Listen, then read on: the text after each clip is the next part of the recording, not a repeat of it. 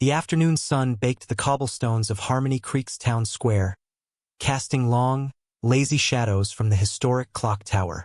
It was the kind of heat that made the air shimmer, blurring the edges of the quaint storefronts and the vibrant hanging baskets of petunias.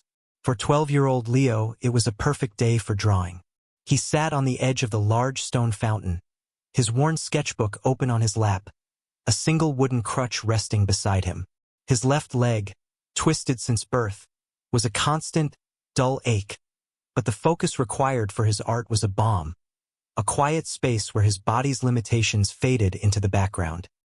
He was sketching the fountain's cherub, its stone face weathered by a century of seasons, when a new shadow fell over his page. "Look at this, honey," a man's voice boomed, thick with the self-assurance of a tourist who owned the view. "They even let the cripples beg out in the open here." Quaint. Leo's pencil stilled. He didn't look up, his gaze fixed on the half-finished wing of the stone angel. He had learned long ago that meeting their eyes only invited more. The voice belonged to a man in a blindingly white polo shirt and khaki shorts, a camera slung around his neck like a medal. His wife, a woman with lacquered hair and a sour twist to her lips, peered down at Leo over her sunglasses. "Don't be rude, Mark," she said, though her tone held no real reprimand. It was laced with the same casual disdain. "He's probably just artistic," she pronounced the word artistic, as if it were a mild but unfortunate disease.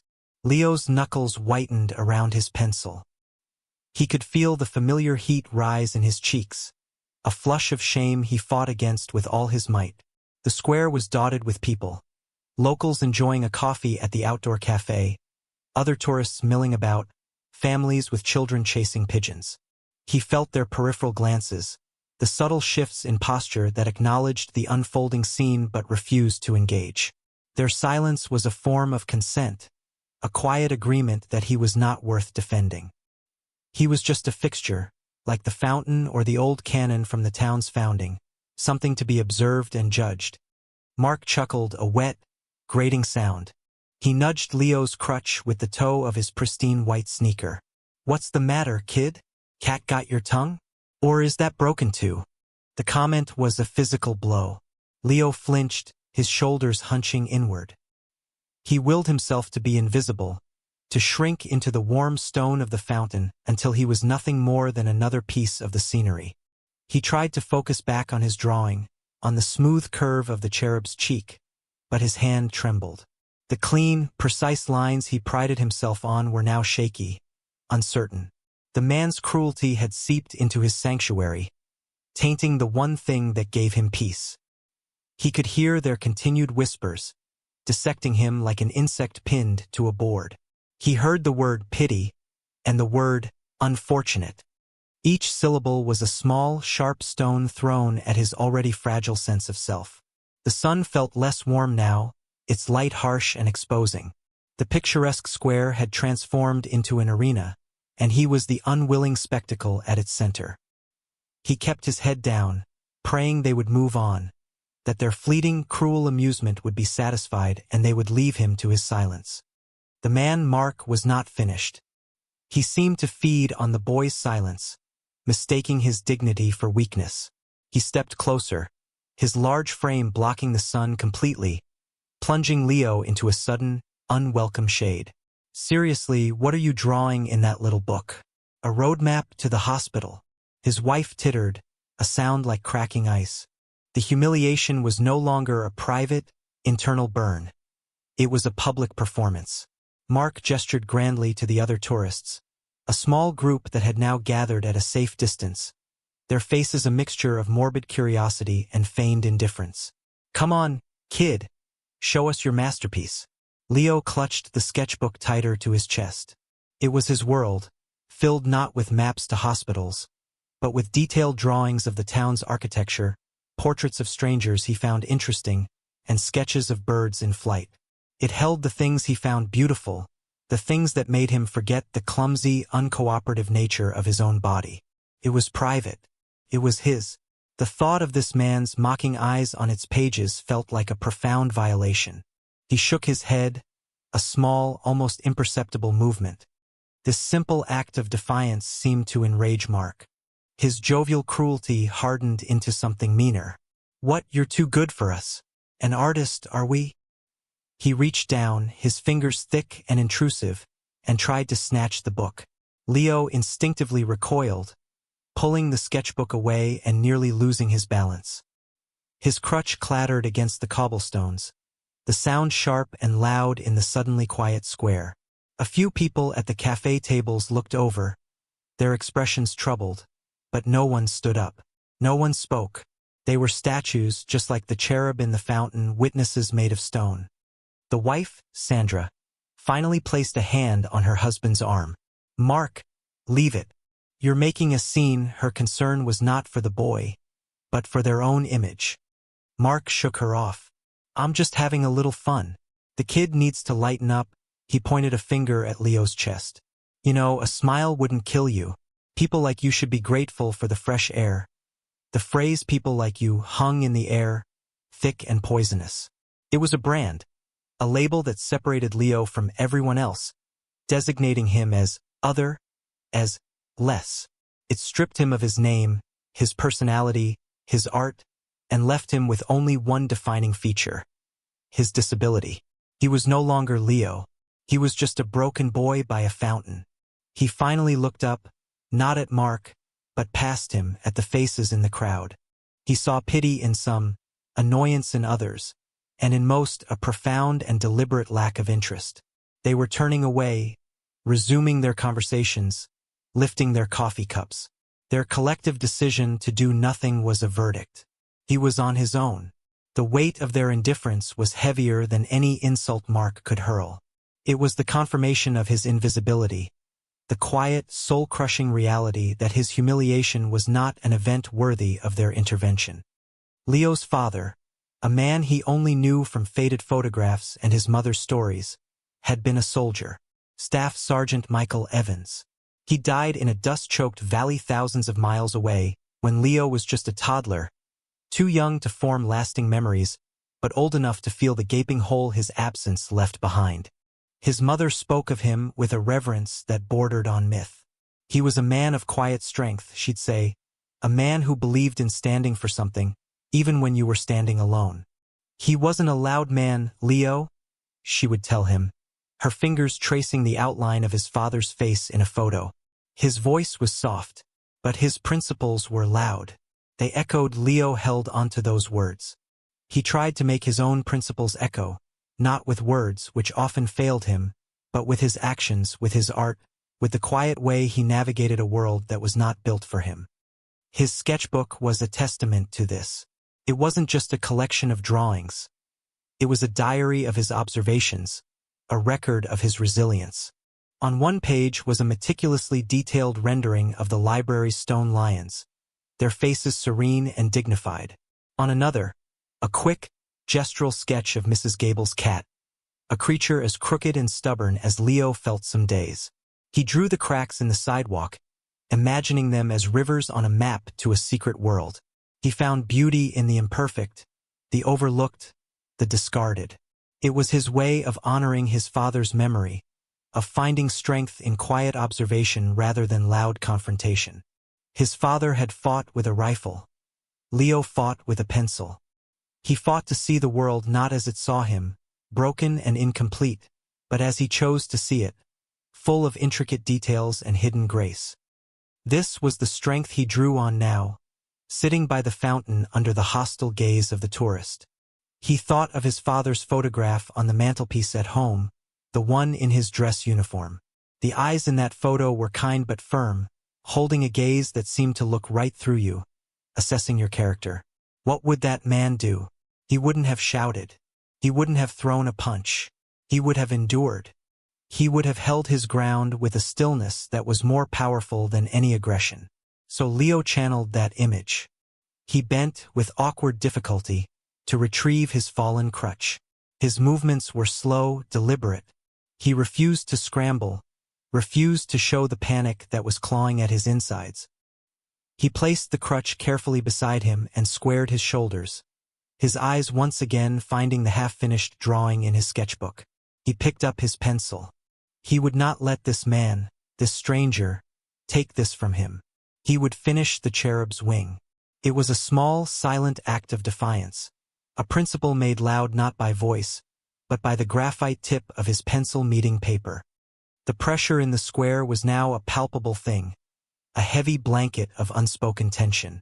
Mark, emboldened by the crowd's passivity and Leo's refusal to engage, grew more brazen. He saw the boy's quiet dignity not as strength, but as a challenge to his own inflated ego. The silent standoff was unnerving him. He needed a reaction, a crack in the boy's composure that would validate his cruelty. "Deaf too?" he sneered, his voice rising in volume, ensuring everyone could hear. "What a sad little package." He took a step forward and, with a flick of his wrist, knocked the sketchbook from Leo's lap. The book tumbled to the ground, landing with a soft thud. It fell open, its pages fluttering in the slight breeze, exposing Leo's private world to the public eye. The detailed drawings of the town, the portraits, the birds, all lay bare on the dusty cobblestones. For Leo, it felt like being stripped naked. A collective, soft gasp rippled through the onlookers at the cafe. The line had been crossed. This was no longer just verbal taunting. It was a physical violation, an act of petty, deliberate destruction. Yet still no one moved.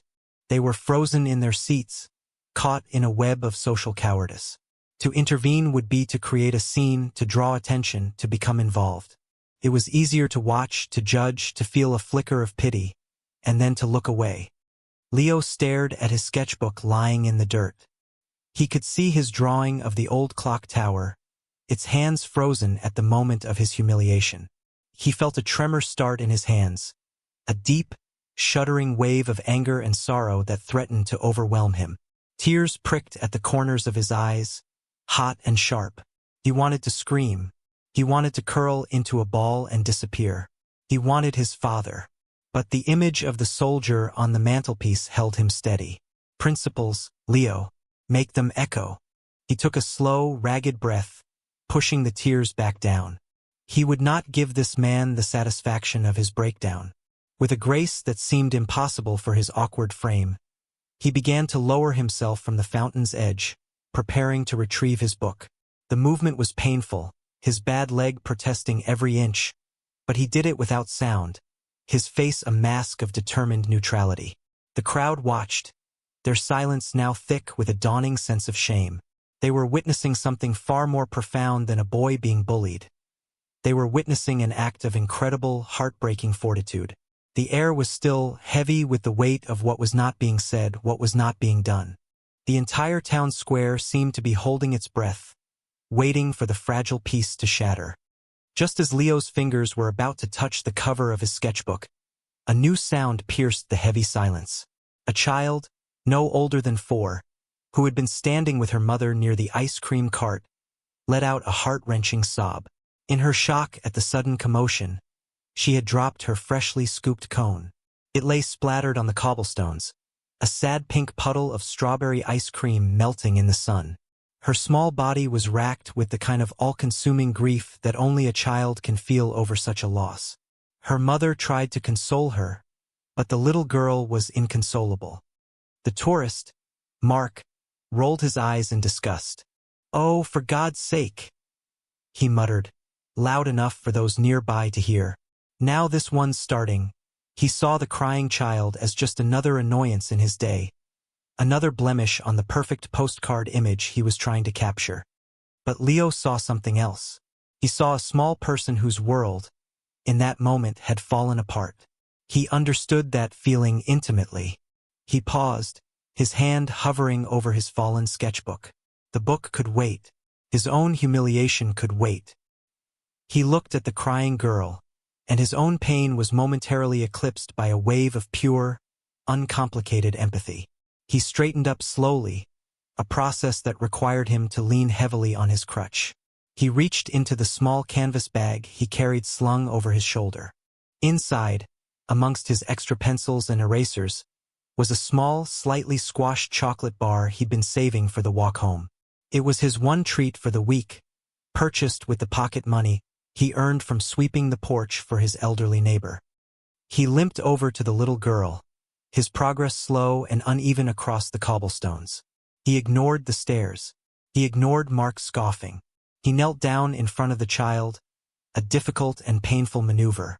The little girl looked up at him, her face streaked with tears and dirt, her blue eyes wide with surprise. Leo didn't say a word. He simply held out the chocolate bar. He offered it to her with a small, hesitant smile. It was a simple gesture, a tiny act of kindness in a moment of profound cruelty.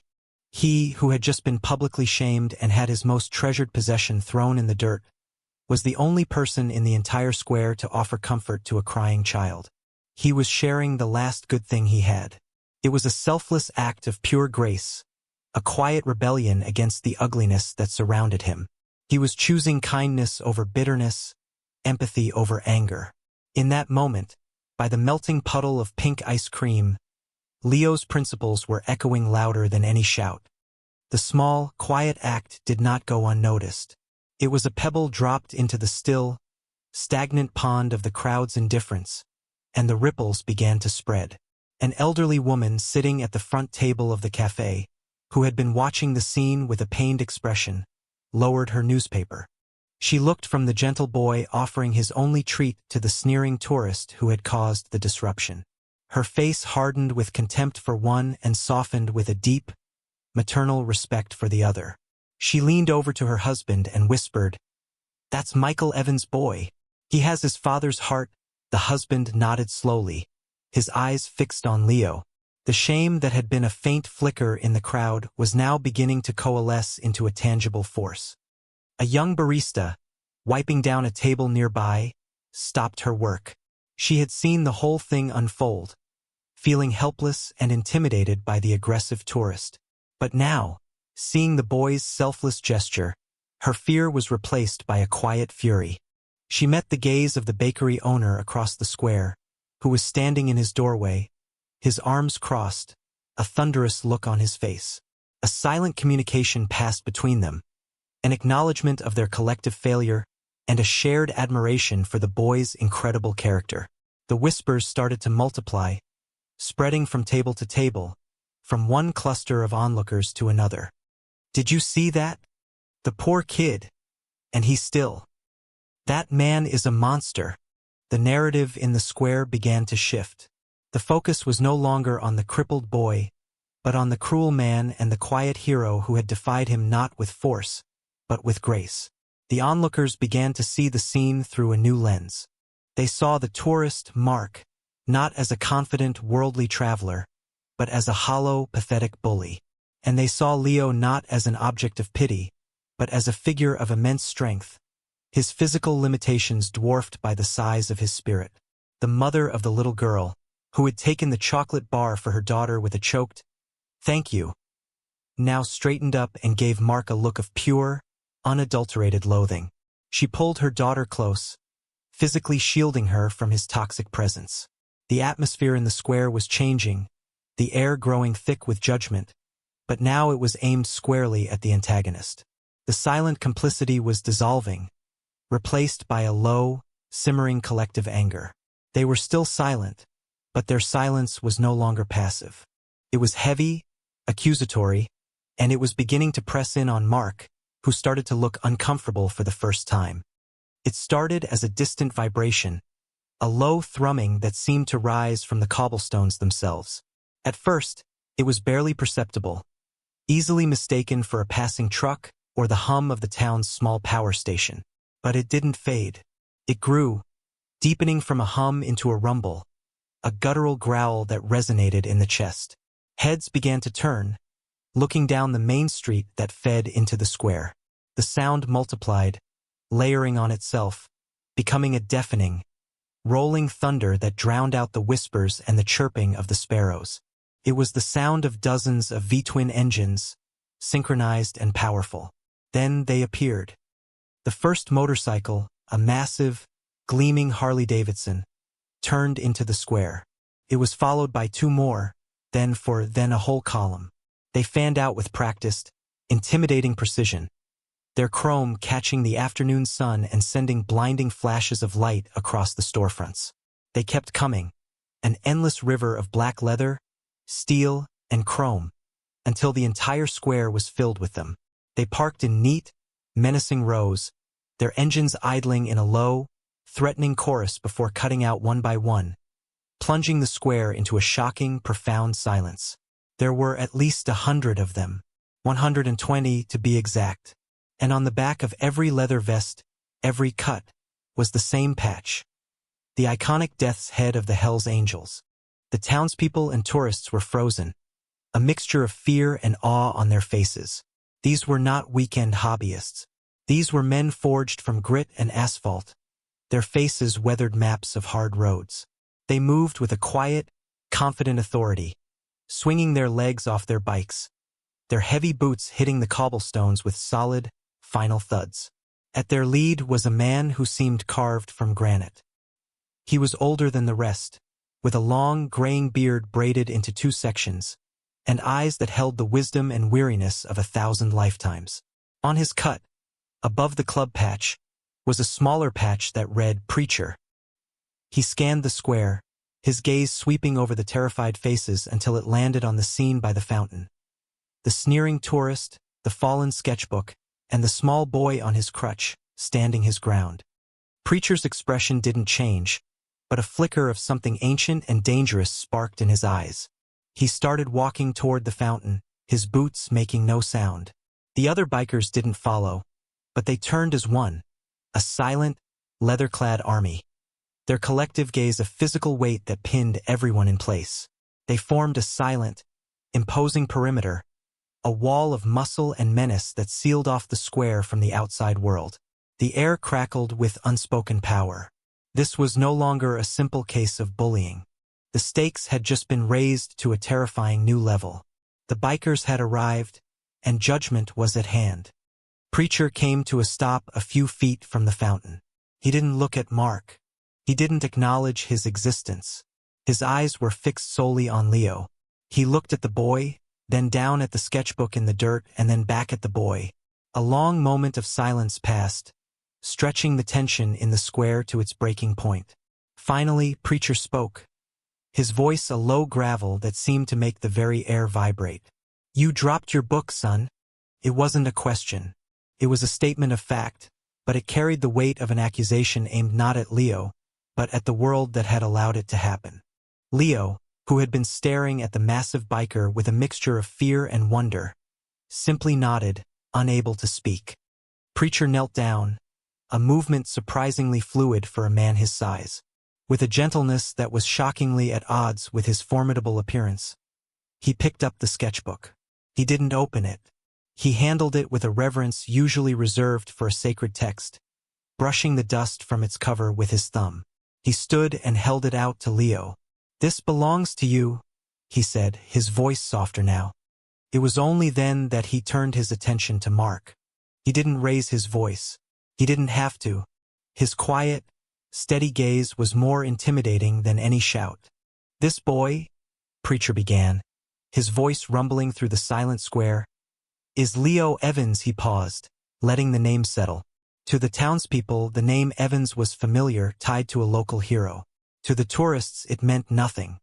Preacher continued, his eyes boring into Mark's. His father was Staff Sergeant Michael Evans, a man who gave his life so that pampered, worthless cowards like you could have the freedom to enjoy a sunny afternoon and complain about your ice cream. Mark's face had gone pale, the arrogant smirk wiped clean away, replaced by a waxy sheen of terror. "Staff Sergeant Evans," Preacher went on, his voice gaining a raw, emotional edge, "was a friend of ours. More than a friend. He was a brother. Before he deployed for the last time, he came to us. He knew the risks. He asked us to do one thing for him if he didn't make it back. Just one. Keep an eye on my boy, he told us. Make sure he's treated with respect." Preacher's gaze swept over the silent crowd, the townspeople, the cafe patrons. His look was heavy with disappointment. "We try to do it from a distance. We let this town be his home. We trusted you all to do the right thing." He looked back at Mark, his eyes narrowing to slits. "Today, you made us break our promise to keep our distance. You and your silence," he added, his voice dropping, His words a clear indictment of everyone present. Failed Michael Evans. And you failed his son, the truth was laid bare. Leo was not an orphan, not a stray. He was the son of a hero, and he was under the protection of a brotherhood more powerful and loyal than anyone could have imagined. The revelation settled over the square like a shroud. The townspeople flushed with a deep, collective shame. They knew the Evans name. They had attended the memorial service years ago. They had seen the small gold star in his mother's window. And yet they had forgotten. Or rather, they had chosen not to see the connection between the town's fallen hero and the quiet, disabled boy who sat drawing by the fountain. Preacher's words had not only exposed Mark's cruelty but their own profound neglect. Preacher took a step closer to Mark, who instinctively tried to back away but found his path blocked by two more bikers who had moved silently to flank him. He was trapped. "You put your hands on his property," Preacher said, his voice a low, dangerous growl. "You tried to break his spirit.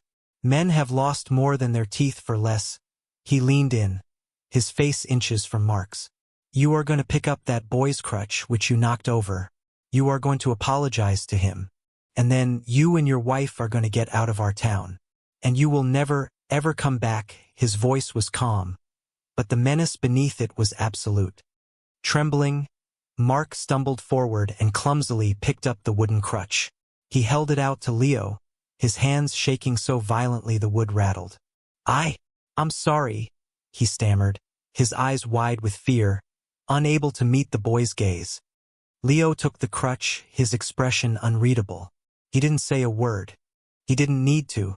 His silence was now his power. Then the bikers moved. As if responding to an unspoken signal, they began to form a circle around Leo. Not a threatening circle, but a protective one. They turned their backs on Mark and the rest of the square, creating a living wall of black leather between Leo and the world. Inside that circle, it was quiet and safe. Preacher placed a heavy, reassuring hand on Leo's shoulder. "No one's ever going to bother you again, kid," he said softly.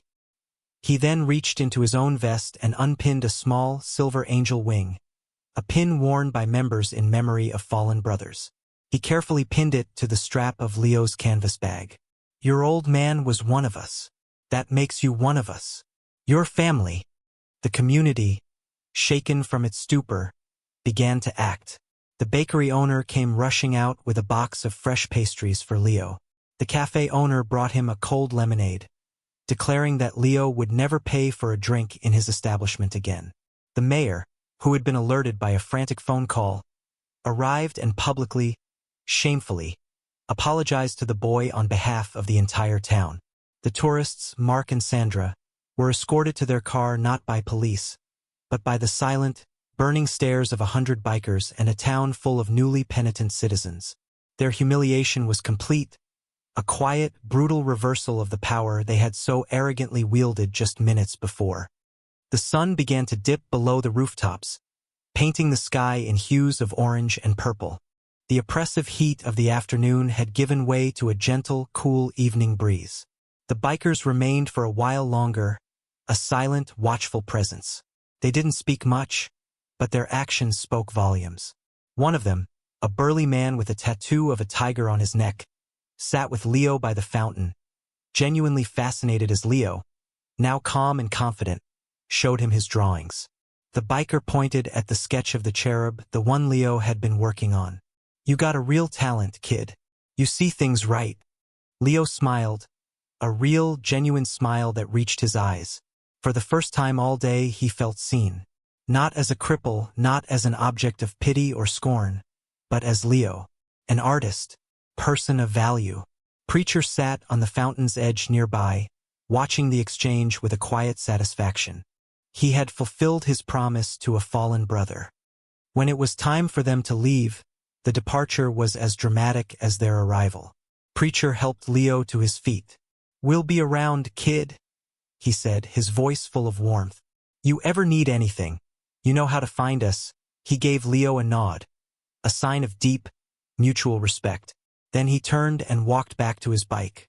The roar of 120 engines starting up in unison was a deafening, magnificent symphony.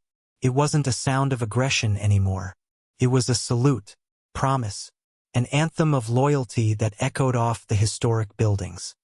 The townspeople stood on the sidewalks, watching in silence as the bikers rode out of the square in a long, powerful procession, their taillights disappearing into the twilight. They left behind a transformed town. The square felt different, imbued with a new sense of solemnity and honor. And at its center stood Leo, no longer a lone, vulnerable figure. He was the boy with the angel wing pinned to his bag, the boy protected by a legion of unlikely guardians. He looked down at his sketchbook, then up at the darkening sky. He felt his father's presence in the cool night air, in the fading rumble of the motorcycles.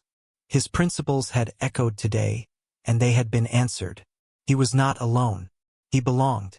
And as he began his slow, steady walk home on the quiet cobblestones, his crutch tapped out a rhythm of quiet, unbreakable strength.